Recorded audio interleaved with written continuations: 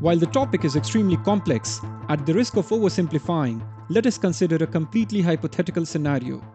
Imagine a future where USA has fallen behind and China is the world's most advanced and powerful country. And as world hegemony is due, China starts forming alliances with other countries in its own self-interest.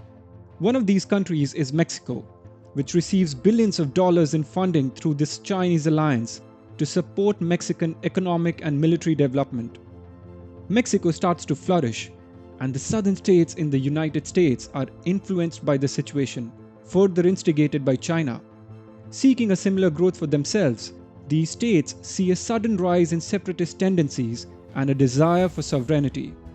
Ultimately, a civil war breaks out in the US, and as an outcome of this war, the Confederate States are no longer part of the country, leading to creation of smaller independent countries.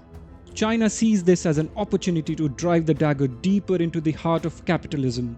Eventually, China starts targeting these new countries one by one, who sign up for the global Chinese alliance.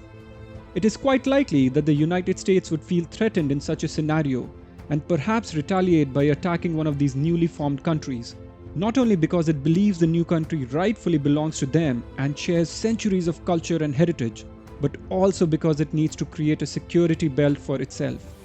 Now let us come back to reality and adjust the players a little. We can quickly see that the Russian scenario is not too different. Look at the Ukraine conflict.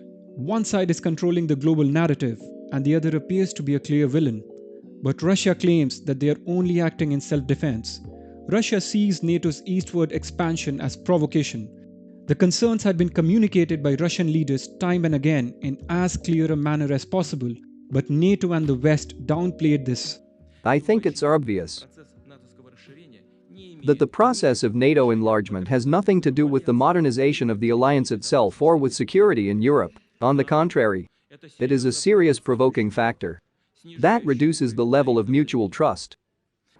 В этой связи мы ясно и четко дали понять, что дальнейшее движение НАТО на восток неприемлемо. Ну чего здесь непонятного? Мы что ли ставим ракеты рядом с границами Соединенных Штатов? Нет. Это же Соединенные Штаты своими ракетами пришли к нашему дому. На пороге нашего дома находятся уже. NATO kept proceeding with new expansions.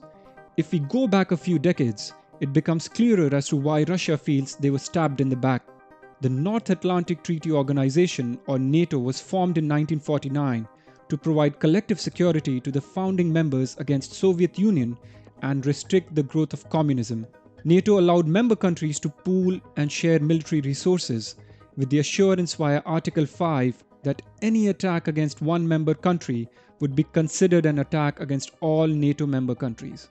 Seeing NATO as a threat, in response, the Soviet Union created the Warsaw Pact in 1955. Similar to NATO, the Warsaw Pact was an alliance between the Soviet Union and 7 other Eastern Bloc countries. Cut to 1991. After the Berlin Wall fell, Europe's regional order hinged on the question of whether a reunified Germany would be aligned with the United States and NATO or the Soviet Union and the Warsaw Pact. Germany's crucial position in the heart of Europe has always made it key to dominating the politics of Europe. During negotiations on this decision, the US government under George W. Bush indicated to Russian President Mikhail Gorbachev that if Germany joined NATO, they would not expand any further, not 1 inch east, as the infamous quote goes.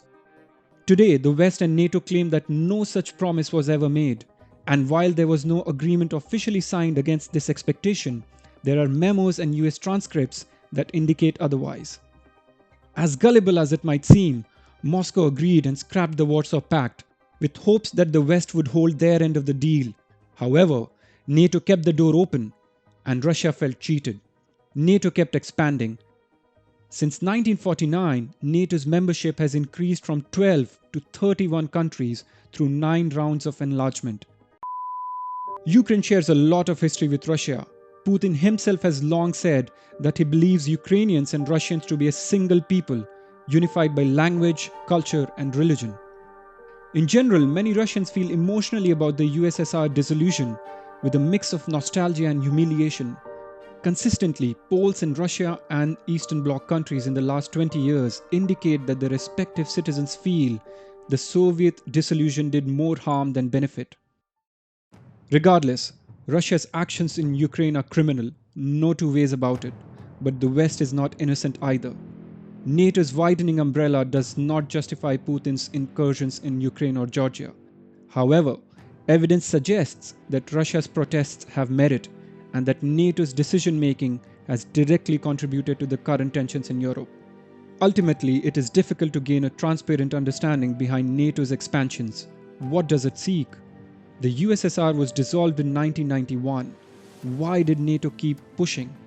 It is true that Russia's actions in Ukraine now gives the world an easy answer to that question. However, we must ask ourselves, did this happen because the West provoked Russia into such a move? A question to President Bush, if I may, to follow up my colleague's one. Are there circumstances under which you would be prepared to recommend the total dissolution of NATO? What's the threat that still keeps it in business? All right, the threat, as I looked at the world, the threat is unpredictability and stability. Or instability is the threat. We feel that a continued U.S. presence in Europe should not be seen as hostile to the Soviet interests, but indeed we hope a continued U.S. presence there will be seen as something that's stabilizing. And NATO is the existing machinery that we feel, with an expanded mission, can best provide that stability.